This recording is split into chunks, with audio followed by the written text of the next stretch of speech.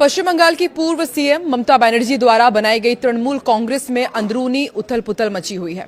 पिछले कुछ दिनों में टीएमसी के वरिष्ठ नेताओं ने इस्तीफा दिया है। विधायकों और सांसदों के बीच बागी गुट तैयार हो चुके हैं। कांग्रेस के साथ विलय की अटकलें भी तेज हो चुकी है। इन घटनाओं ने पार्टी की अंदरूनी एकजुटता पर सवाल खड़े कर दिए हैं। इन सबके बीच चर्चा यह भी है कि ममता बनर्जी को अपना आदर्श बताने वाली सायोनी घोष भी कोलकाता से बाहर निकल गई हैं। उनके भी टीएमसी के बागी कैंप में शामिल होने की चर्चा है। उनके अलावा एक और करीबी नेता कल्याण बैनर्जी ने भी बागी तेवर दिखला दिए हैं। नमस्कार, मैं हूं आकांक्षा और आप देख रहे हैं न्यूज 18 का डिजिटल प्लेटफॉर्म।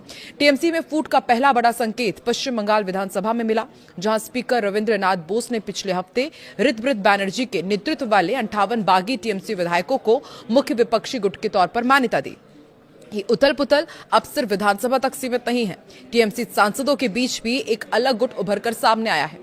बारासात की सांसद काकुली घोष ने पिछले हफ्ते पार्टी के सभी पदों से इस्तीफा दे दिया था।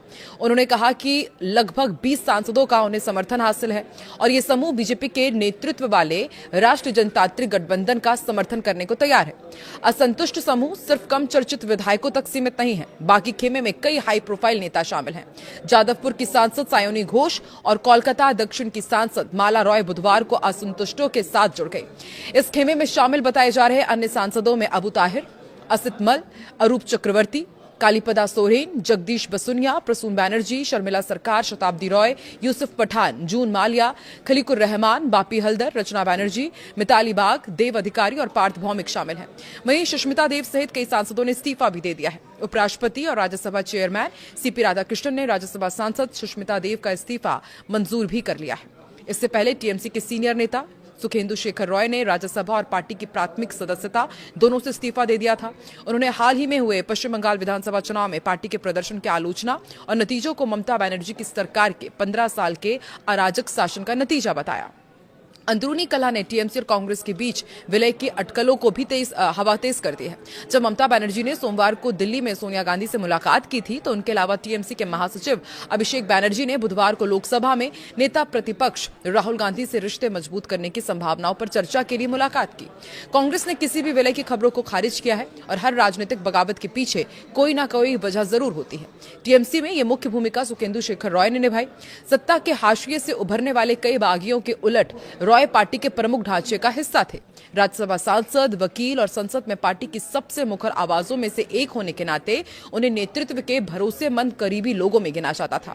सालों तक उन्होंने विवादों और संकटों के दौरान पार्टी का बचाव भी किया। इसलिए उनके इस्तीफे का महत्व सिर्फ एक सांसद से जाने से कहीं ज्यादा था। बंगाल की राजनीति में तृणमूल से नेताओं का पाला बदलना कोई नई बात नहीं है। रॉय का जाना इसलिए अलग था क्योंकि ये ऐसे नेता की तरफ से हुआ था जिन्हें बगावत से बहुत कम फायदा हुआ और बहुत ज्यादा नुकसान हो सकता था। उनकी आलोचना ने भाजपा से चुनाव हारने के बाद से पनप रही उन फुसफुसाहटों को विश्वसनीयता प्रदान की, जिन्हें तब तक छिटपुट शिकायतें मानकर खारिज किया जा रहा था।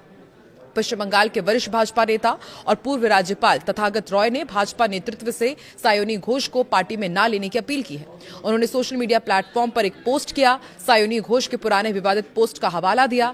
तथागत रॉय ने कहा कि मैंने पुलिस में शिकायत भी की थी, लेकिन उसका कोई नतीजा नहीं निकला। तथागत रॉय ने एक्स पर एक पोस्ट में कहा कि बाकी बातों से मुझे कोई फर्क नहीं पड़ता, लेकिन टीएमसी सांसद सायोनी घोष ने एक मीम पोस्ट किया था जिसमें शिवलिंग पर कंडोम चढ़ाया हुआ था। इसने मुझे अंदर तक झकझोर कर रख दिया।